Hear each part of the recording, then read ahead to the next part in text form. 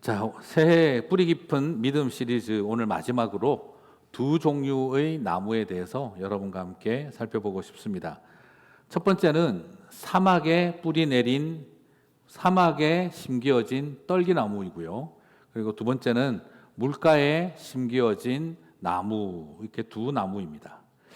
전자는 하나님을 떠난 사람들에 대한 이미지를 상징하고 있고, 후자는 하나님을 믿는 사람들에 대한 이야기로 상징되고 있습니다. 자, 그렇게 하면 당장 머릿속에 딱 떠오르는 것이, 그러면 사막의 떨기나무는 비기독교인이거나 교회를 다니지 않는 사람들을 말하는 것이고, 후자인 물가에 심긴 나무는 당연히 교회 다니는 기독교인들을 말하는 것이겠구나라고 생각하기 쉽습니다.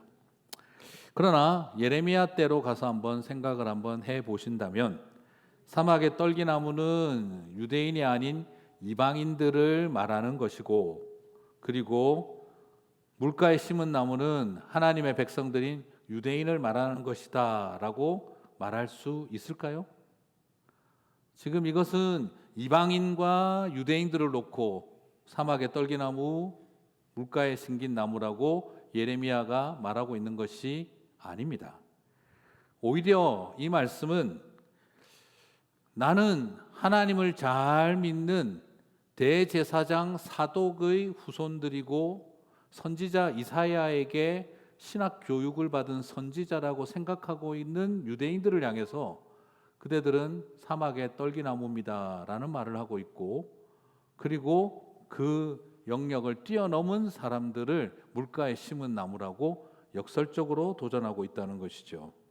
그렇기 때문에 오늘 우리가 나는 기독교인이니까 물가에 심은 나무일 거야 라는 막연한, 이건 신앙이 아니라 방심이죠. 그 방심을 멈추셔야 될 것 같습니다. 오히려 나는 정말 어디에 뿌리를 내리고 있을까? 나는 정말 물가에 심긴 나무인가 아니면 사막에 심기운 나무인가를 교회를 다니고 신앙생활 오래 해오신 분들이지만 똑같이 진지하게 고민해야 합니다. 그래서 이 불편한 질문을 자기 자신에게 던지면서 우리가 정직하게 자신의 내면 앞에 서야 할 시간이다라는 것이죠. 그래서 오늘 저와 여러분이 강변에 뿌리를 내린 시냇가에 아닌 물가에 심겨진 나무로서 든든한 믿음의 백성들로 오늘 우리의 자리매김이 온전히 있게 되시기를 주님의 이름으로 축복합니다. 자, 그럼 먼저 첫 번째 나무부터 한번 살펴보겠는데요. 사막에 뿌리를 내린 떨기나무를 한번 살펴보겠습니다. 예레미야 17장 5절에서 6절, 여호와께서 이와 같이 말씀하시니라. 같이 읽겠습니다. 무릇 사람을 믿으며 육신으로 그의 힘을 삼고 마음이 여호와에게서 떠난 그 사람은 저주를 받을 것이라. 그는 사막의 떨기나무 같아서 좋은 일이 오는 것을 보지 못하고 광야, 간조한 곳, 건건한 땅, 사람이 살지 않는 땅에 살리라.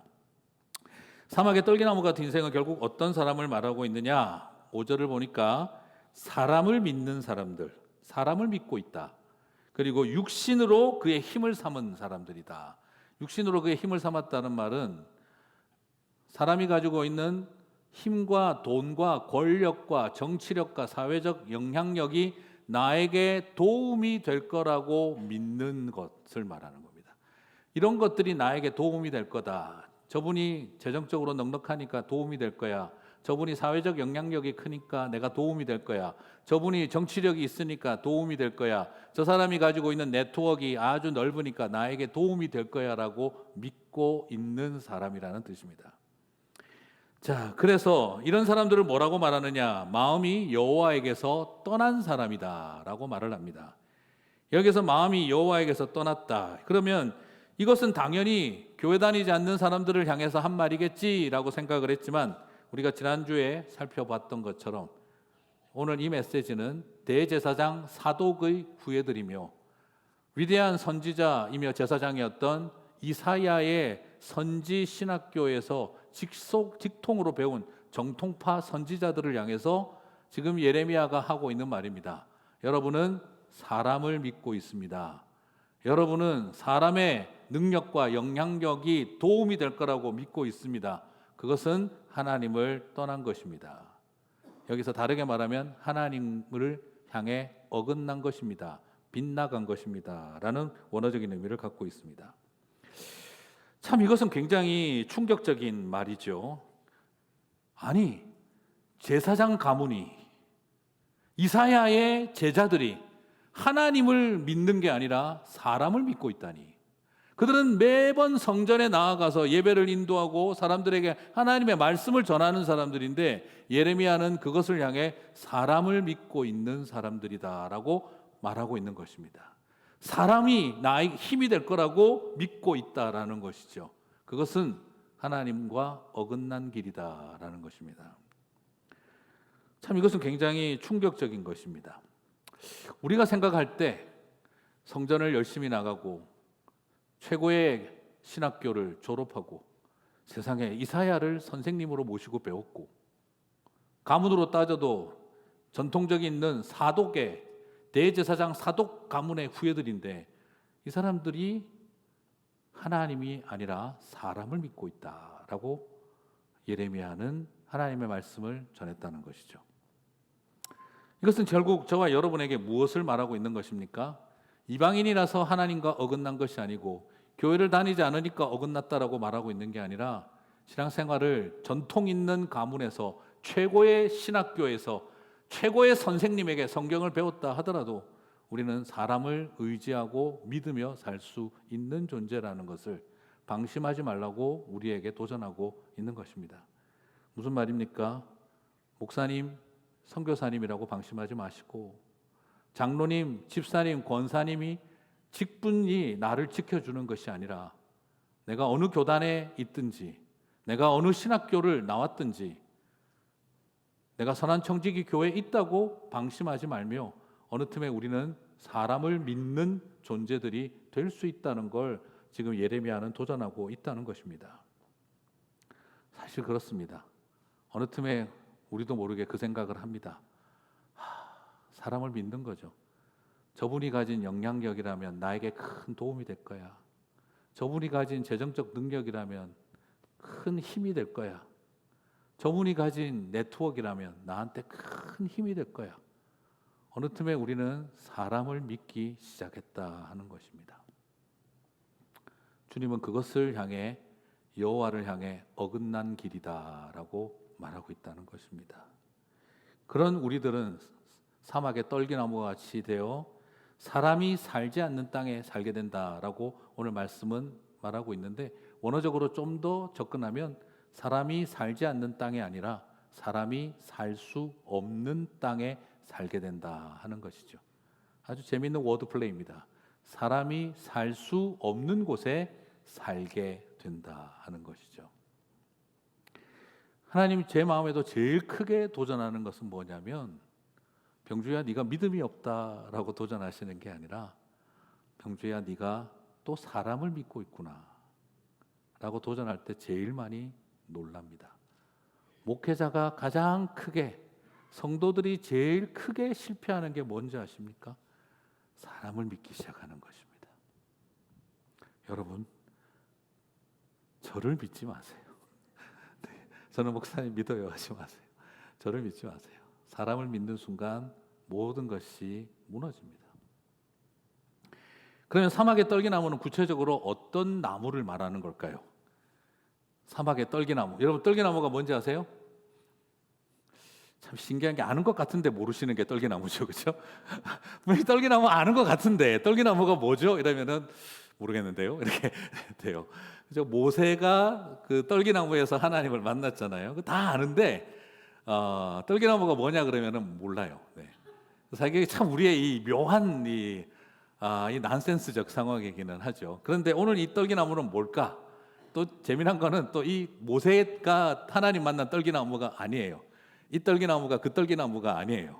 네, 또 다른 떨기나무예요. 이 떨기나무는.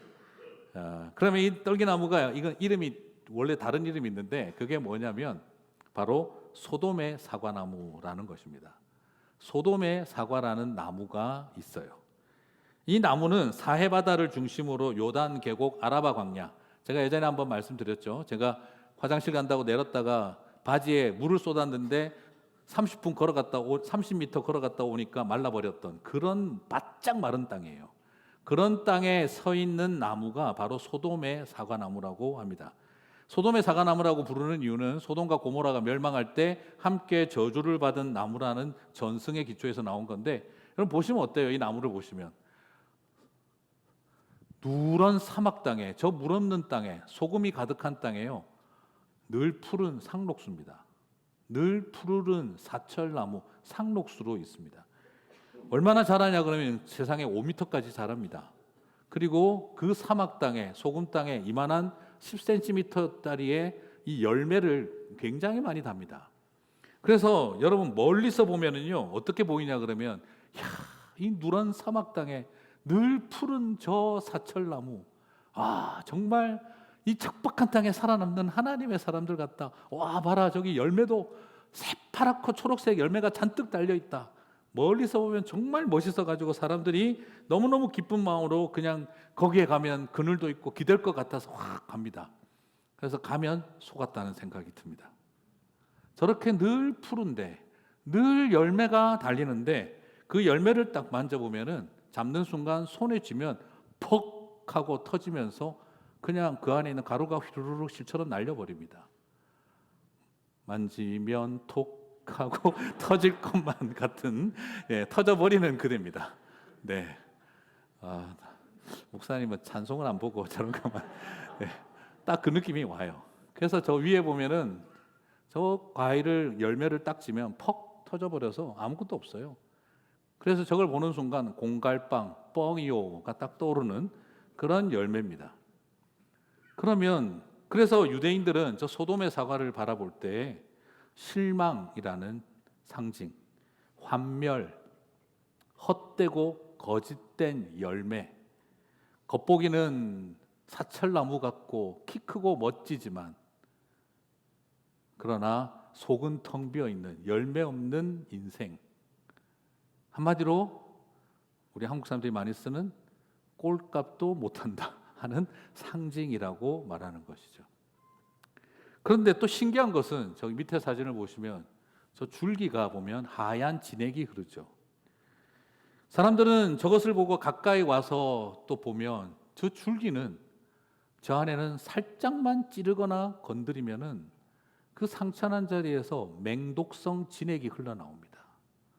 그래서 그 당시 사람들은 화살촉에 저 독을 발라서 쏘기도 했고, 전쟁이 나면 적군의 우물에 저 독을 풀어서 사람들을 곤란에 빠지게 하는 일에 사용하던 독성 진액이 흘러나오는 것이 소돔의 사과나무입니다. 그래서 사람들은 저 나무를 광야에 저주받은 레몬이라고 하는 별명을 붙이기도 했다는 것이죠. 그래서 소돔의 사과나무는 뭘 상징하냐 그러면, 오히려 저 진액을 바라보면서 그 속에 숨겨져 있는 악한 성품, 그리고 그 안에 가득한 독한 미움, 그리고 풀지 않는 집요한 분노, 그리고 끊임없이 감추고 살아가는 악한 말들을 상징할 때 바로 소돔의 사과나무의 진액을 예를 들기도 합니다.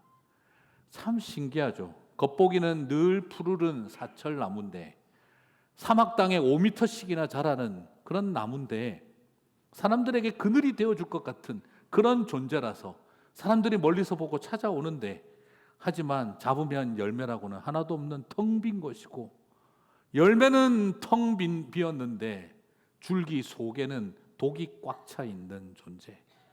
나 건드리기만 해봐라 독을 뿜어내는, 자그마한 상처에도 독이 줄줄줄 흘러내리는 그런 모습이 바로 소돔의 사과나무의 모습이라는 것입니다.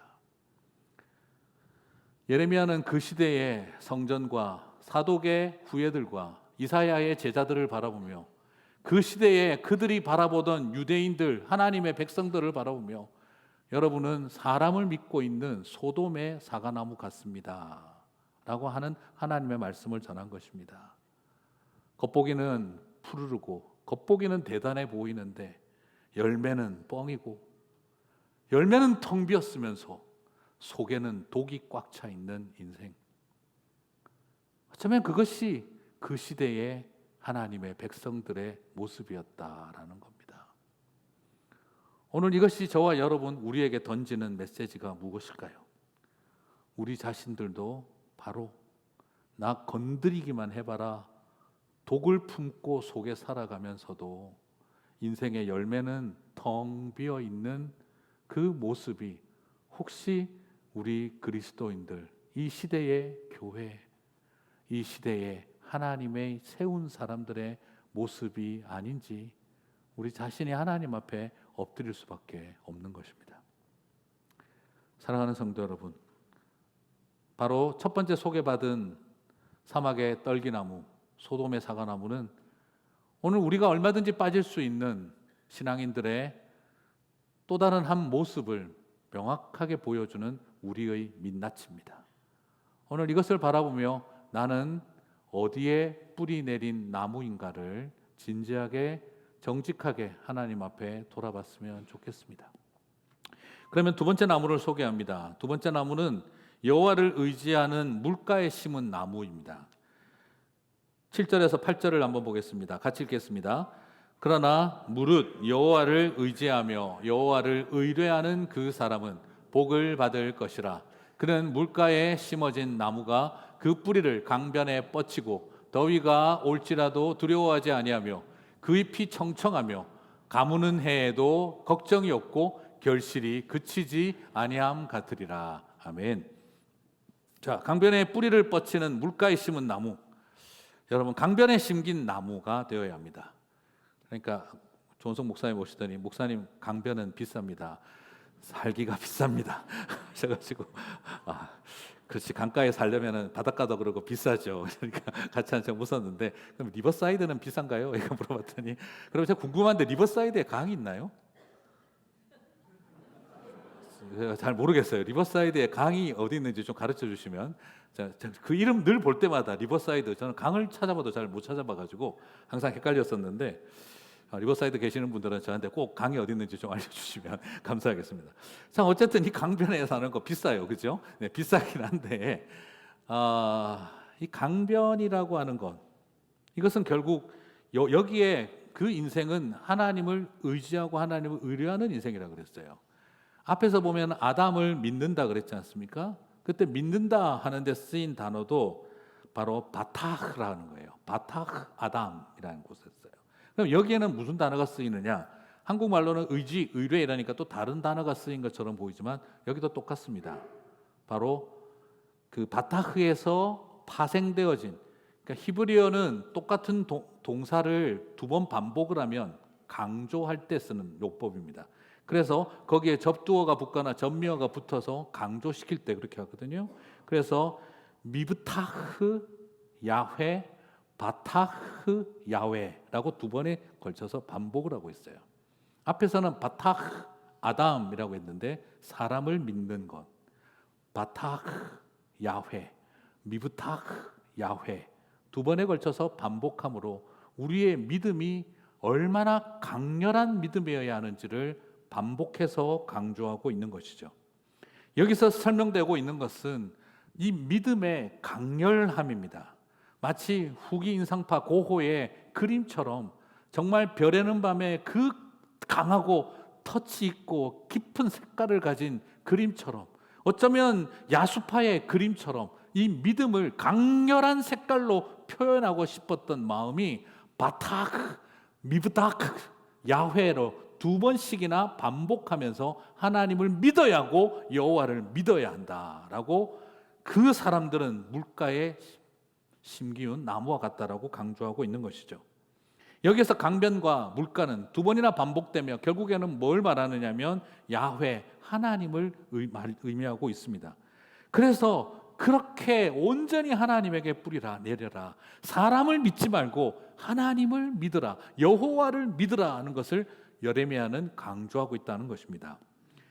그러면 여러분 어떻게 될까요? 우리가 예수님을 믿고 여호와를 완전히 믿고 또 믿으면 그러면 우리의 삶에 더 이상 인생의 뜨거운 태양빛은 사라지고 가뭄으로 시달리는 일은 없어질까요?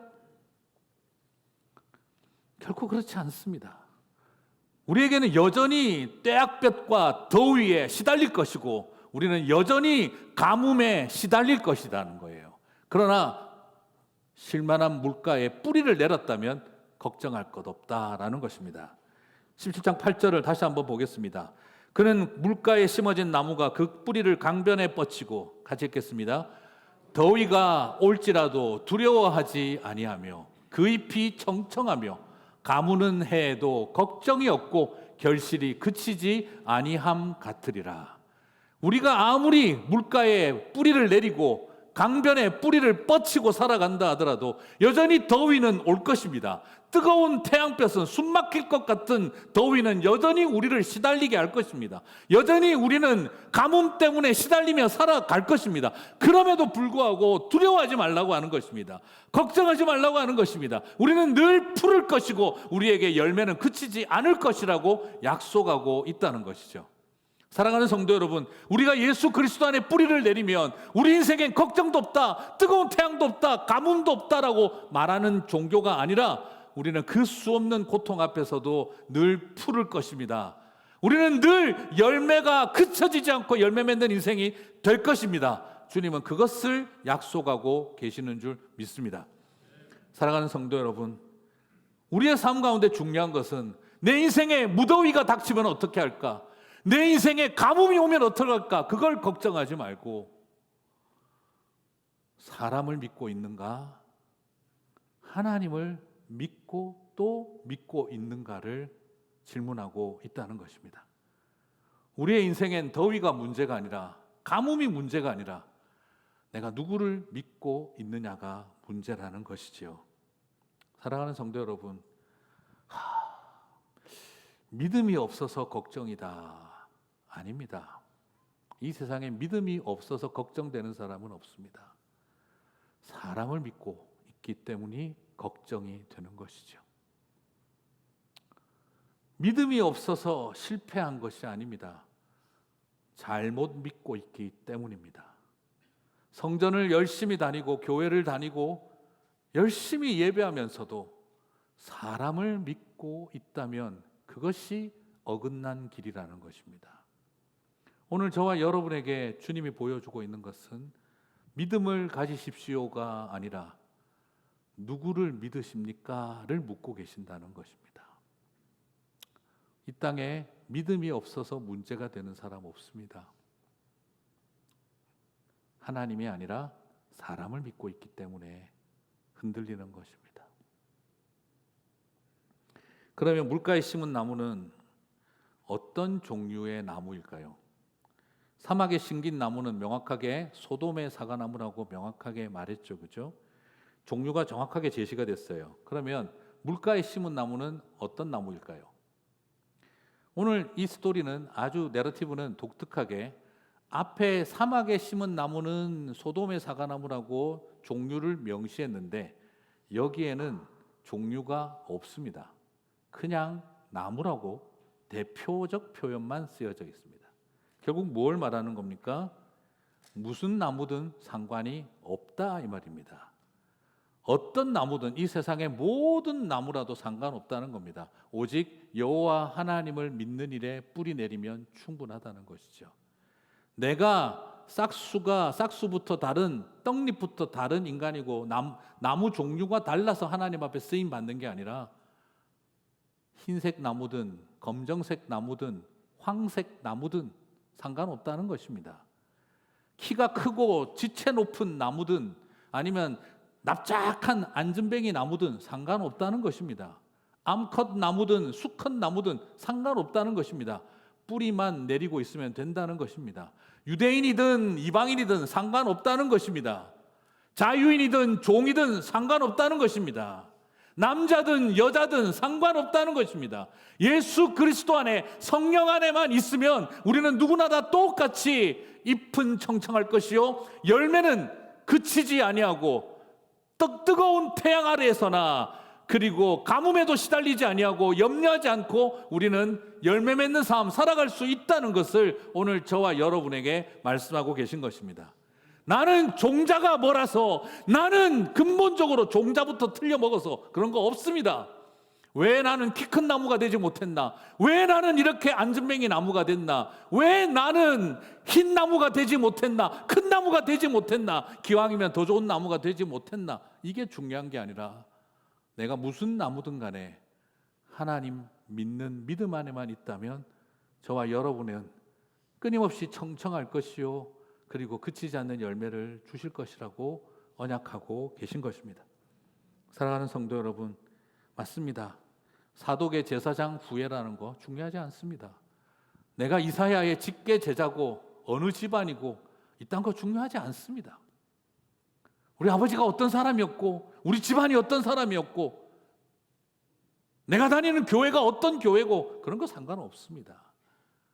오직 중요한 것은 내가 예수 그리스도 안에 뿌리 내리고 있다면 하나님은 저와 여러분에게 주시는 은혜로 가득하다는 것입니다. 여기서 저는 사막의 소돔의 사과나무를 보면서 창세기의 선악과를 봅니다. 그리고 물가에 심겨진 나무를 보면서 창세기의 생명나무 실과가 겹쳐 보입니다. 그렇습니다. 창세기에서 선악과와 생명나무의 이야기는 지금 예레미야에게 와서 소돔의 사과나무와 물가에 심겨진 나무로 저와 여러분에게 다시 다가오고 있습니다. 아담이 왜 선악과를 선택했을까를 질문하지 말고 예레미야는 묻고 있습니다. 그대들은 지금 사람을 믿을 것인가 하나님을 믿을 것인가? 예전에 말씀드렸죠. 창세기 강의할 때 태초에 아담과 하와는 잘못된 행위를 한 것이 아니라 믿음에 실패했다. 내가 하나님이 되고 내가 나를 구원하는 자리에 서려고 했고 하나님의 말씀을 믿지 못한 것이 그들의 잘못이었다. 태초에는 잘못된 행위가 있었던 것이 아니라 태초에는 실패한 믿음이 있다라고 제가 말씀을 드렸습니다. 오늘도 똑같이 예레미야는 그 궤적을 가지고 말하고 있습니다. 사람을 믿는 떨기나무의 길을 갈 것입니까? 하나님을 믿는 물가의 나무가 되실 것입니까?를 묻고 있습니다. 이 모든 것들이 모여서 예수 그리스도에게로 옵니다. 우리에게 영원한 생명의 물이 되고 생명의 강물이 되어주신 예수 그리스도 안에 뿌리를 내릴 것입니까? 아니면 내가 스스로 하나님 같은 존재로 인간을 믿으며 살아가는 길을 가겠습니까? 여전히 똑같이 이 선택은 저와 여러분에게도 예수 그리스도를 통해 주어졌습니다. 그렇습니다. 저는 그래서 부탁드리고 싶습니다. 믿음으로 뿌리 깊은 성도님이 되시기를 바랍니다. 고로새서 2장 7절은 이 모든 것들을 예수 그리스도에게로 수렴시키고 있습니다. 같이 읽겠습니다. 그 안에 뿌리를 박으며 세움을 받아 교훈을 받은 대로 믿음에 굳게 서서 감사함을 넘치게 하라. 에베소서 3장 17절 18절 읽겠습니다. 믿음으로 말미암아 그리스도께서 너희 마음에 계시게 하시옵고 너희가 사랑 가운데서 뿌리가 박히고 터가 굳어져서 능히 모든 성도와 함께 지식에 넘치는 그리스도의 사랑을 알고. 이로써 뿌리내림의 이야기는 구약의 유대인들만을 위한 이야기가 아니라 신약시대를 살아가고 지금을 살아가는 저와 여러분에게 예수 그리스도 안에 뿌리내린 믿음의 이야기로 그대로 이어지고 있음을 발견하게 되어집니다. 재미있으시기를 바랍니다. 네. 이런 깨달음이 감격이 되시고 즐거움이 되시기를 바랍니다. 우리는 지금 어쩌다 예수 믿는 사람들이 된 것이 아니라 이 하나님의 오랜 계획들이 우리 안에 이루어져 가고 있는 구속사의 여정 가운데 있다는 그 감격이 우리 안에 있게 되었으면 좋겠습니다. 아담이 선악과 생명나무 실과 앞에서 믿음에 실패했습니다. 그리고 모세는 이스라엘 백성들을 에발산과 그리심산 앞에서 선택하라고 외쳤습니다. 그리고 예레미야는 소돔의 사과나무와 그리고 물가에 심기운 나무를 놓고 선택하라고 외쳤습니다. 그리고 지금 우리는 생명의 물 대신 예수 그리스도 안에 뿌리를 내릴 것인가 아니면 사람을 믿고 살 것인가 또 선택하라는 도전 앞에 서 있습니다. 아담의 실패를 안타까워하면서 그 실패가 모세 시대의 백성들의 실패가 되었고 그리고 예레미야 시대에 사독 제사장의 후예들과 이사야 제자들의 실패가 되었는데 예수님 시대 때에는 대제사장과 서기관과 바리새인들의 실패가 되었는데 오늘 저와 여러분에게는 이것이 아름다운 은혜의 선택이 되시기를 바랍니다. 그들의 실패를 답습하지 않는 새로운 터닝 포인트를 만들어내는 구속사의 첫 출발점을 저와 여러분이 만들어가게 되시기를 소망합니다. 오늘 설교를 준비하고 마무리 지으면서 어저께 계속 생각난 것이 김소월님의 엄마야 누나야 였습니다. 그 동료가 계속 떠올랐어요. 일제강점기에 나라를 빼앗긴 망국의 한을 품었던 시대에 조국을 빼앗긴 그 망국의 한을 품은 시인 김소월은 우리 조국 땅에서 살고 싶다, 해방된 조국에서 살고 싶다, 더 이상 빼앗긴 조국이 아니라 이곳에서 살고 싶다 하는 그 마음을 아주 목가적으로 강변에 살자로 지었죠. 어쩌면 이육사 선생처럼 빼앗긴 들판에도 봄은 오는가 강렬한 외침을 할 수도 있었을 텐데 오히려 김소월님은 동료를 지어서 우리 해방된 조국을 강변으로 금모래빛이 반짝이는 뜰로 그리고 하늘에 반짝이는 별밭 사이로 걸어가는 삶, 그것이 해방된 조국에 살고 싶은 마음으로 동료로 지었어요. 저는 어렸을 때 이 동료를 부르는데 왜 그리 슬픈지 모르겠더라고요. 세상에 이렇게 아름다운데 슬픈 동료 보셨습니까? 저는 이 동료를 보면서 예레미야의 마음이 생각이 났어요. 예레미야, 이제 나라는 망하고 온 이스라엘 백성들은 포로로 끌려갈 텐데 바벨론 강가에서 요단 강가를 그리워하며 자기들을 향해 채찍을 휘두르는 바벨론 사람들 앞에서 야 이스라엘 사람들 니네들 노래 좋아한다며 니네들 성전에 가서 부르는 노래 한번 불러봐. 그래서 사람을 즐겁게 해주기 위해서 성전에서 부르는 노래를 바벨론의 강가에서 불러야 했던 사람들, 그 사람들을 불쌍히 여기며 바라보며 예레미야가 말합니다. 물가에 심겨진 나무가 되라. 저는 어쩌면 그래서 예레미야에게는 슬픈 애가가 많았던 것 같아 싶습니다. 그래서 어저께 혼자 이 노래를 예레미야의 심정으로 한번 몇 번 불러봤습니다. 엄마야 누나야 강변 살자 들에는 반짝이는 금모래빛 뒷문 밖에는 갈잎의 노래 엄마야 누나야 강변 살자. 어떻게 이렇게 슬픈지. 그래서 또 유튜브 들어가서 정훈이 씨 노래도 한번 들어보고 그러다가 또 괜히 예레미야가 무슨 마음이었을까 생각하니 눈물이 나서 또 찌익 울다가 여러분, 저는 여러분에게도 부탁하고 싶습니다. 아무리 힘이 들어도 여러분 강변 삽시다. 우리 목사님들, 우리 선교사님들, 장로님들, 권사님들, 집사님들 여러분 아무리 힘들어도 그렇다고 장로님아 할 수도 없고 엄마야 누나야 우리 강변 살자.